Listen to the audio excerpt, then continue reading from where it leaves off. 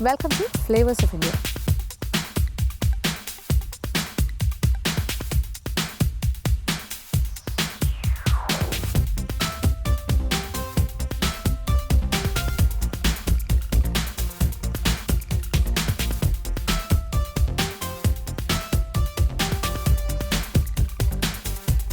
എൻ്റെ ഒരു ദിവസം തുടങ്ങുകയാണ്. രാവിലെ ഇറങ്ങിയിരിക്കുവാണ്. ഇന്നത്തെ ഡെസ്റ്റിനേഷൻ പോയിന്റ് ശൃംഗേരിയിൽ നിന്നും നമ്മൾ മുന്നോട്ട്. അപ്പോൾ ശൃംഗേരിയുടെ ടൗണിൽ നിന്നല്ല, കുറച്ച് ഗ്രാമീണമായ അന്തരീക്ഷത്തിൽ നിന്നാണ്. കണ്ടില്ലേ, ചുറ്റോട് ചുറ്റും പാടങ്ങളാണ്. പക്ഷേ ഇവിടുത്തെ കൃഷിയെല്ലാം കഴിഞ്ഞിട്ട് വിളവെടുപ്പും കഴിഞ്ഞ് വൈക്കോലിങ്ങനെ അവിടെ കൂട്ടി ഇട്ടിരിക്കുന്നു. അതാണ് ഇപ്പോഴത്തെ കാഴ്ച. പക്ഷേ ഇവിടെ ഒരു മഴക്കാലം കഴിഞ്ഞിട്ടൊക്കെ വരികയാണെങ്കിൽ നല്ല ഗ്രീനറി ആയിരിക്കും. കംപ്ലീറ്റ് ഇവിടെ എല്ലാം കൃഷിസ്ഥലങ്ങളല്ലേ. ഇനി നമ്മൾ ഇവിടെ നിന്ന് പോകുന്നത് 2-3 കാര്യങ്ങളുണ്ട്. മുന്നോട്ടുള്ള യാത്രയാണ്. കുറച്ച് ദൂരം സഞ്ചരിച്ച് കഴിഞ്ഞാൽ ഒരു ക്ഷേത്രമുണ്ട്, അതായത് ഋഷിശൃംഗൻ്റെ ക്ഷേത്രം. അത് കഴിഞ്ഞാൽ പിന്നെ ഒരു വാട്ടർഫാൾസ്, സിരുമണി വാട്ടർഫാൾസ്, അങ്ങനെ കുറേ കാര്യങ്ങളുണ്ട്. പിന്നെയും നമ്മൾ യാത്ര മുന്നോട്ട് തന്നെ പോകും. അപ്പോൾ ശൃംഗേരിയിൽ നിന്നും യാത്ര തുടങ്ങുന്നു. പിന്നെ പോകാൻ പറ്റുന്നിടത്തോളം ദൂരം നമ്മളിന്ന് സഞ്ചരിക്കുന്നു. പോകുന്ന വഴിയിലെ കാഴ്ചകളും കാണാം. യാത്ര തുടങ്ങാം.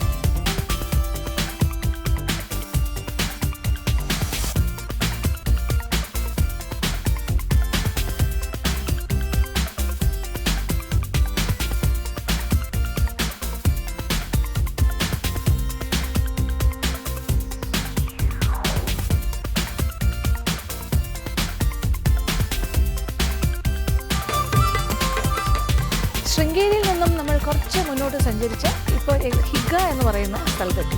ഹിഗ എന്ന് പറയുന്ന സ്ഥലത്തിൻ്റെ പ്രത്യേകത ഇവിടുത്തെ ഒരു ക്ഷേത്രമാണ്. ഈ ക്ഷേത്രം ഋഷിശൃംഗൻ്റെ ക്ഷേത്രമാണ്. അപ്പോൾ ഋഷിശൃംഗനെ കുറിച്ച് നമുക്കറിയാമല്ലോ അല്ലേ.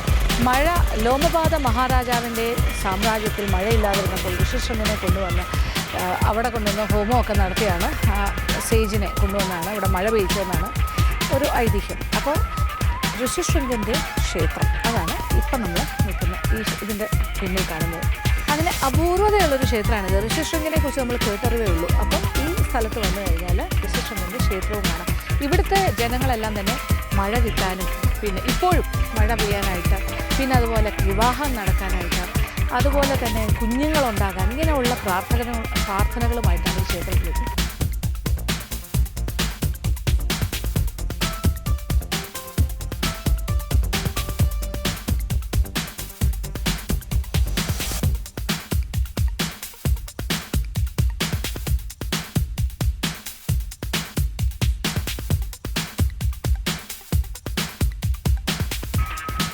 ക്ഷേത്രമാണിത്, ഋഷിശൃംഗൻ്റെ ക്ഷേത്രം.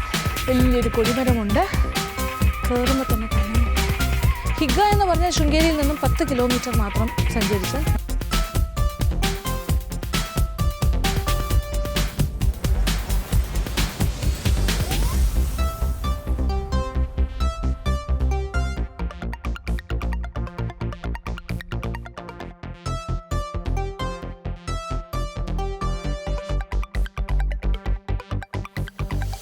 പൗരാണികമായ ക്ഷേത്രമായിട്ട് തന്നെയാണ് തോന്നുന്നത്.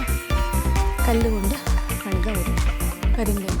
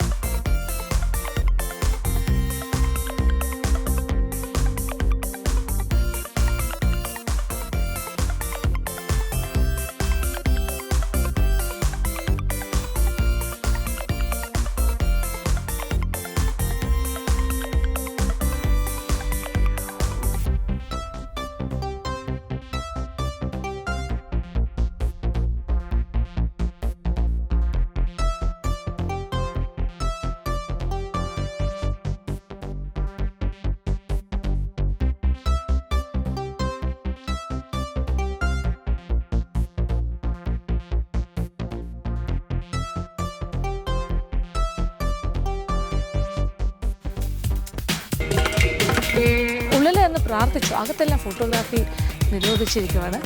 പിന്നെ അവിടെ ചെന്ന് ഞാൻ പ്രാർത്ഥിച്ചപ്പോൾ അവിടെ ശിവൻ്റെ ഒരു രൂപവും നന്ദി വിഗ്രഹമൊക്കെ കണ്ടു. ഒരു സംശയം, ഇത് നമ്മൾ ഋഷ്യശൃംഗൻ്റെ ക്ഷേത്രമാണ്, അപ്പോൾ എങ്ങനെയാണ് ശിവനുമായിട്ടുള്ള ബന്ധം? അപ്പോൾ ഋഷ്യശൃംഗൻ എന്ന് പറയുന്ന ആ മുനി പണ്ട് അംഗരാജ്യത്ത് പോയിട്ടാണ് മഴ വരുത്തിയത്, അറിയാലോ. അപ്പോൾ റെയിൻ ഗോഡായിട്ടാണ് സങ്കല്പം അംഗരാജ്യത്ത്. അപ്പോൾ അംഗരാജ്യം എന്ന് പറയുന്നത് ഇപ്പോഴത്തെ ബീഹാറാണ്. അപ്പോൾ മഴയൊക്കെ വളരെ കുറഞ്ഞ സ്ഥലമാണ്. അപ്പോൾ അവിടെ പോയി മഴ കൊണ്ടുവന്ന ഒരു സേജാണ് സെയിം.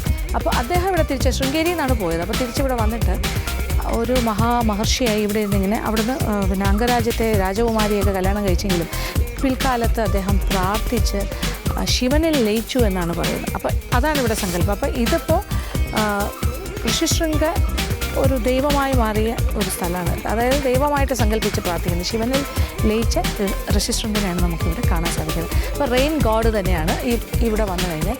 അപ്പോൾ മഴയ്ക്ക് വേണ്ടി പ്രാർത്ഥിക്കാം, വിവാഹം നടക്കാൻ വേണ്ടി പ്രാർത്ഥിക്കാം, കുഞ്ഞുങ്ങളുണ്ടാകാൻ വേണ്ടി പ്രാർത്ഥിക്കുക, ഇങ്ങനെയുള്ള പ്രാർത്ഥനകൾ. അപ്പോൾ നന്ദിയുടെ ചെവിയിലാണ് ഇങ്ങനെ പ്രാർത്ഥന പറയേണ്ടത്. നന്ദി ഭഗവാനെ അറിയിക്കുന്നതാണ്. അപ്പോൾ ഇത് ഋഷ്യശൃംഗന് ശിവൻ്റെ അംശമുള്ള സ്ഥലം, അതാണ് ഇവിടുത്തെ ഒരു പ്രത്യേകത. അപ്പോൾ ഇനി നമ്മൾക്ക് കുറച്ചുകൂടി സഞ്ചരിച്ച് കഴിഞ്ഞാൽ സിരുമലൈ ഫാൾസ്, വാട്ടർഫാൾസാണ്. കുറച്ച് മുന്നോട്ട് പോയി കഴിഞ്ഞാൽ ഏതാണ്ട് 5 കിലോമീറ്ററും കൂടി പോയാൽ അവിടെ എത്തും. പിന്നെ അങ്ങോട്ടേക്ക്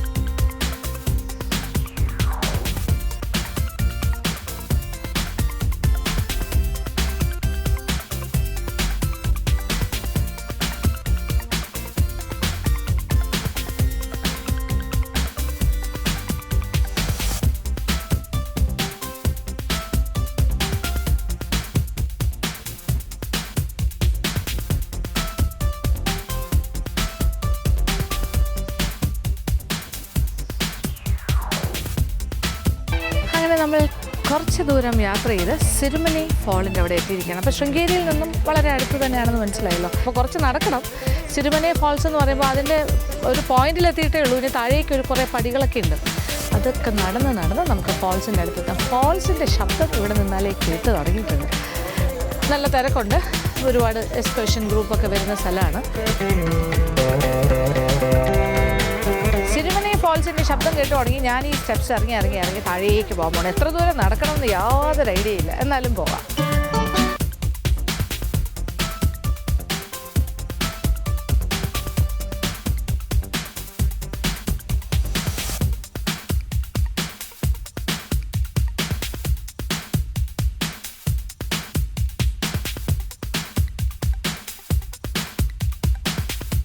ഈ ഇറക്കമെല്ലാം വളരെ സുഖകരമാണ്. പക്ഷേ ഇനി തിരിച്ചു കയറുമ്പോഴാണ് ബുദ്ധിമുട്ട് അനുഭവിക്കുന്നത്.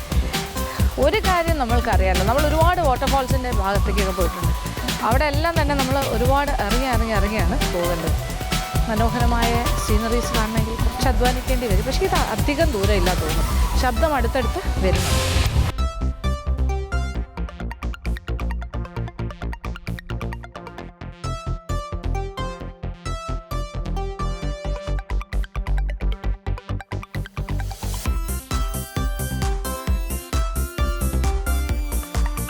വാട്ടർഫാൾസ് അടുത്തടുത്ത് വരുമ്പോൾ ശബ്ദവും നന്നായിട്ട് കേട്ട് തുടങ്ങിയിട്ടുണ്ട്. പിള്ളേരെ സെറ്റെല്ലാം വെള്ളത്തിൽ ഇറങ്ങിയിട്ട് തിരിച്ച് കയറുകയാണ്. ഒരുപാട് കഷ്ടപ്പാടില്ല കേട്ടോ ഈ വാട്ടർഫാൾസിൻ്റെ അവിടെ വരാൻ. വളരെ കുറച്ച് പടികളേ ഉള്ളൂ.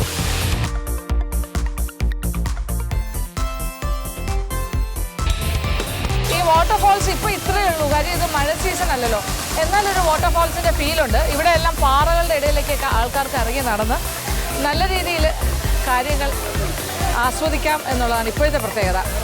വാട്ടർഫാൾസ് ആണെങ്കിൽ ഒരു വാട്ടർഫാൾ ഉണ്ട്. അതേസമയം പേടിക്കേണ്ടതായിട്ടുള്ളൊരു വാട്ടർഫാൾസ് ഇപ്പോൾ ആ ഫാളിന് അത്രയും ശക്തിയില്ല.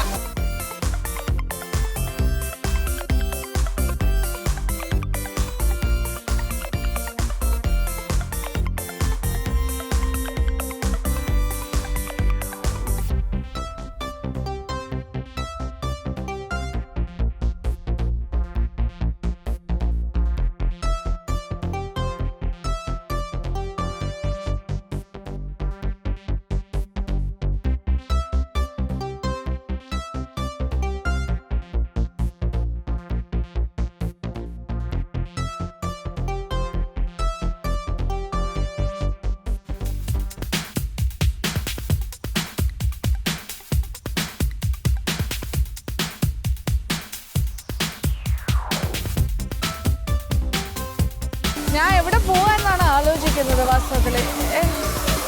ഇവിടെ പല ഭാഗത്തും വാട്ടർഫാൾസിൻ്റെ അതായത് ഏറ്റവും കൂടുതൽ വെള്ളം ഫോൾസായിട്ട് വീഴുന്ന ആ കോർണറിലാണ്. പിന്നെ ഇവിടെ എല്ലാം പാറയുടെ മുകളിലൊക്കെ നിന്ന് ആൾക്കാർ ഫോട്ടോ എടുക്കുന്നത്. എന്തായാലും വളരെ ഹാപ്പിയാണ് ഇവിടെ വന്നിട്ടുള്ള ആൾക്കാരെല്ലാം തന്നെ. കുറച്ച് ആ ഭാഗത്തേക്ക് നടക്കാം.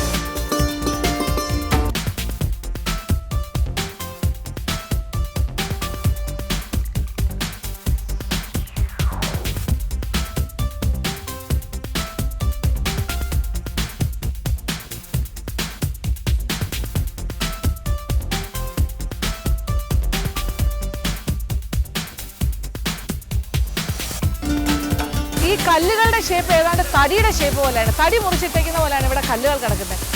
ഏതാണ്ട് തടിയിലെ ചീളുകൾ ഇങ്ങനെ ഇളകി വരുന്ന മാതിരി അങ്ങനത്തെ ഒരു ഡിസൈനാണ്. ഇത് ശരിക്കും പാറയാണ്, പക്ഷെ കണ്ടു കഴിഞ്ഞാൽ കല്ല് കിടക്കുന്ന പോലെ. കല്ലാണെന്ന് തോന്നില്ല, തടി കഷ്ണങ്ങൾ പോലെ തോന്നും.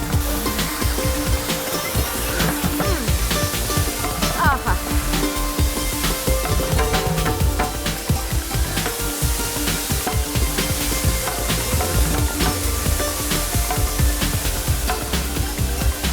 ഇപ്പോൾ ഏറ്റവും ഭംഗിയുള്ള ഭാഗം അല്ലെങ്കിൽ ഏറ്റവും മനോഹരമായ ഭാഗം എന്ന് പറഞ്ഞാൽ ഫോൾസിൻ്റെ ഈ സ്ഥലം തന്നെയാണ്.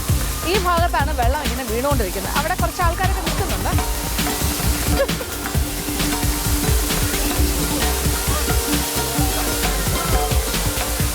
ഇത്ര അടുത്ത് പോയപ്പോൾ തന്നെ നന്നായിട്ട് വെള്ളം ഇങ്ങോട്ട് വീശി തുടങ്ങിയിട്ടുണ്ട്. നല്ല എന്താ പറയുക, വെള്ളം ഇങ്ങനെ തെറിച്ച് എൻ്റെ ദേഹത്തേക്ക് വീണുമാണ്. രണ്ടാൾക്കാർ ഭയങ്കരമായിട്ട് എൻജോയ് ചെയ്ത് വെള്ളത്തിൻ്റെ താഴെ വന്ന് നിൽക്കുവാണ് ഫോൾസിൻ്റെ. എനിക്ക് അങ്ങോട്ട് നോക്കാൻ പറ്റുന്നില്ല, അപ്പോഴത്തേക്കും വെള്ളം ഇങ്ങനെ എൻ്റെ മുഖത്തേക്ക് അടിച്ചു.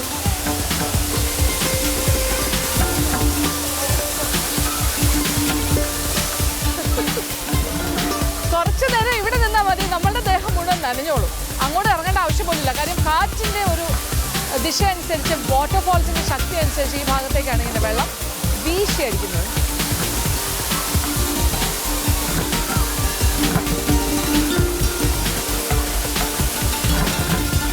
ഇത് ഇപ്പോഴത്തെ കാഴ്ചയാണ്. ഇതിപ്പോൾ വിന്റർ സീസൺ, ഡിസംബർ മാസം. പക്ഷെ മഴക്കാലമാണെങ്കിൽ ഇങ്ങനെയൊന്നും വന്ന് നിൽക്കാൻ പറ്റില്ല. വലിയ ഫോൾസ് ആയിരിക്കും ഇത്. കാര്യം ഇവിടെ എല്ലാം വെള്ളമായിരിക്കും, ഭയങ്കരമായ ഒഴുക്കും ഉണ്ടാകും. പക്ഷെ ഇപ്പോൾ വളരെ സേഫായിട്ടുള്ള സമയമാണ്.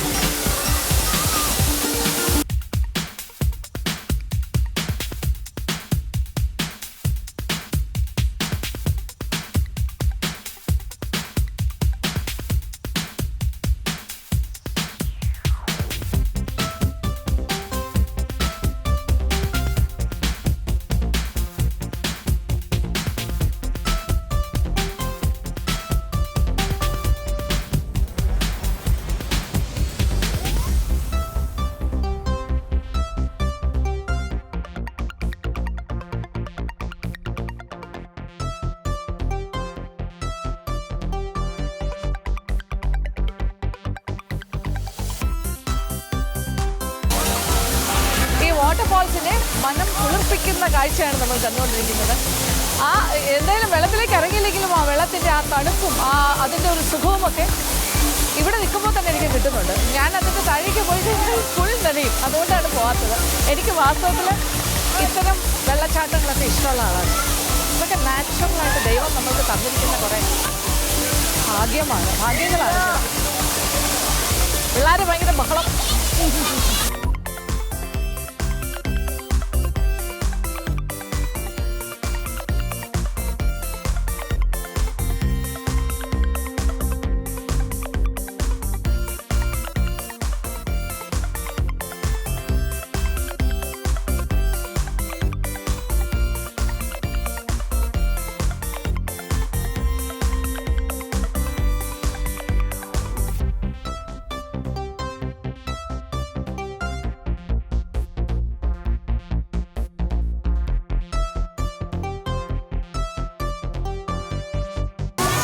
വെള്ളച്ചാട്ടത്തിൽ ആൾക്കാർ കടന്ന് സന്തോഷിക്കുന്ന കണ്ടിട്ട് സത്യം പറഞ്ഞാൽ സന്തോഷം തന്നെയാണ്. പക്ഷേ എനിക്ക് കൂടുതൽ ഉള്ളിലേക്ക് നടന്ന് ഇതുപോലെ വെള്ളത്തിന് താഴെ പോയി നിന്ന് നനയാൻ പറ്റുന്നില്ലല്ലോ എന്നുള്ളൊരു സങ്കടമുണ്ട്. ഏതാണ്ട് അടുത്ത് വരെ പോവാം. ഫുള്ള് പോയില്ലെങ്കിൽ കുഴപ്പമില്ല, കുറച്ച് ദൂരം.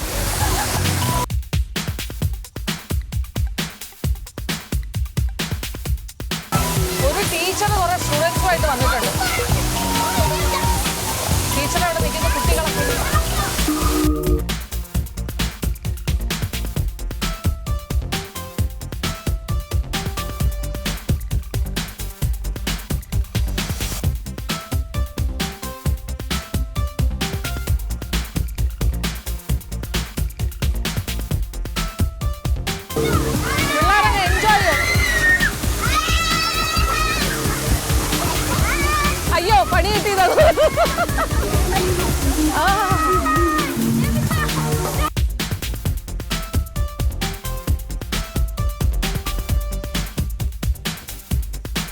വെള്ളത്തിലിറങ്ങി തണുത്ത് വിറച്ച് നിൽക്കുന്ന നോക്കി കുട്ടികളെല്ലാം. എന്നാലും അവർക്കൊരു എൻജോയ്മെൻ്റ് ആണ്. ഇത് വലിയ പേടിക്കേണ്ട ഒരു ഫോൾസ് അല്ല. ഇവിടെ അങ്ങനെ ഒരു പേടി ഇപ്പോൾ ഇല്ല. അതുകൊണ്ട് ഫ്രീ ആയിട്ട് ഇവർക്കെല്ലാം ഇങ്ങനെ വെള്ളത്തിൽ ചാടി ചാടി കാണാം.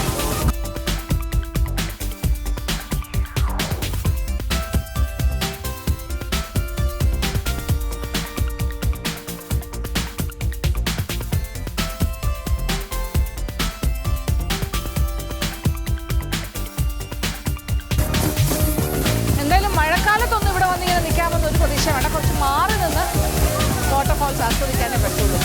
ഇവരുടെ കളിയും ചിരിയും എല്ലാം കണ്ട് കുറച്ചു നേരം കൂടി നമ്മുടെ ഈ വെള്ളച്ചാട്ടത്തിൻ്റെ ഭംഗി ആസ്വദിച്ച് നമ്മളുടെ യാത്ര തുടരാം.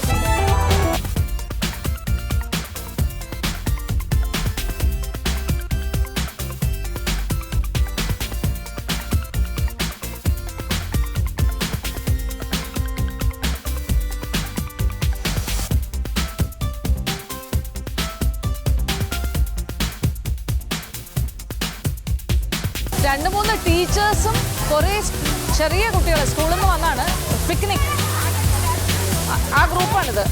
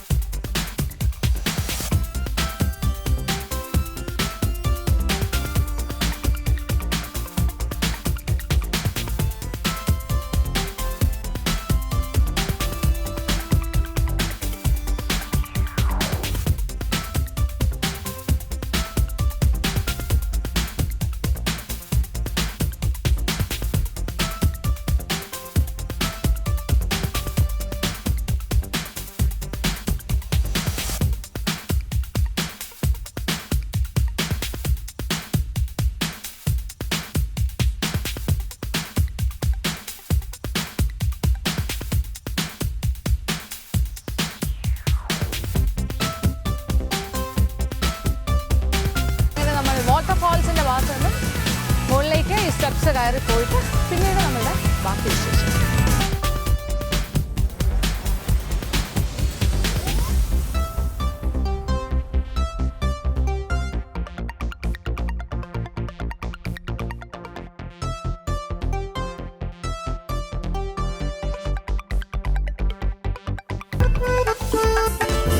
കുറച്ച് പടിയേ ഉള്ളൂ, പക്ഷെ കയറി തുടങ്ങിയപ്പോൾ ഒരു ക്ഷീണം.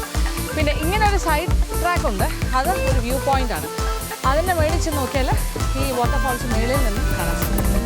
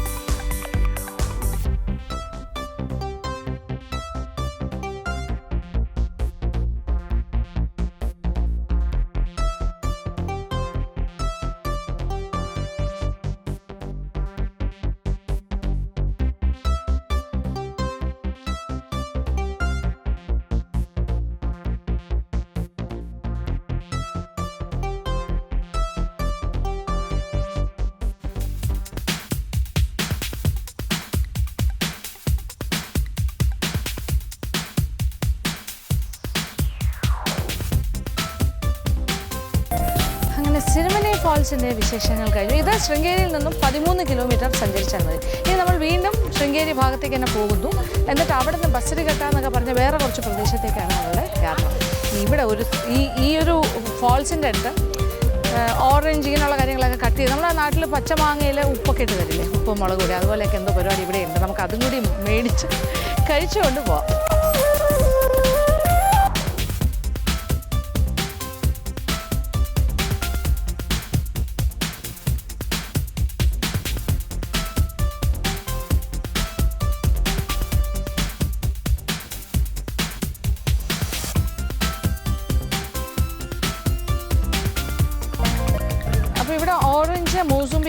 കാര്യങ്ങളൊക്കെ കട്ട് ചെയ്ത് മുളക് പൊടിയും ഉപ്പും കൂടി ചേർത്ത് തരും. എവിടെ കൊണ്ടുപോകും? പൂജിക്കുകയാണ്. ആർത്തി. ഓക്കെ. നമ്മളുടെ അവിടെ ആണെങ്കിൽ പച്ചമാങ്ങയാണ് ഇങ്ങനെ സാധാരണയായിട്ട് കിട്ടുന്നത്. പച്ചമാങ്ങ ഇങ്ങനെ കട്ട് ചെയ്ത് പിന്നെ വെള്ളരിക്ക. ഇവിടെ വെള്ളരിക്ക ഉണ്ട്, പ്ലസ് ഇത് ഓറഞ്ച്, മൂസമ്പി വേണമെങ്കിൽ അങ്ങനെ. ഓ 2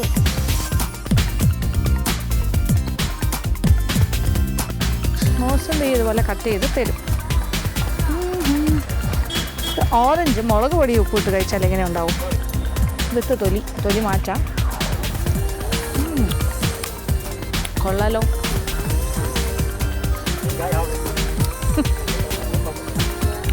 ഒരു വ്യത്യസ്തമായ സ്വാദ്, മധുരവും ഉപ്പും പുളിയും എല്ലാം കൂടി, എരിവ്. അത് മോസമ്പി റെഡിയാവും.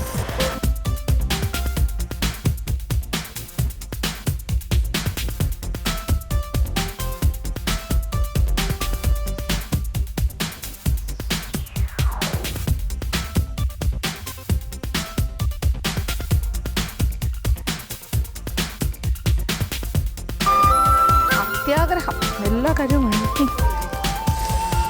എല്ലാം കൊള്ളാം. നല്ല നല്ല ഡിഫറൻസ് ആണ്.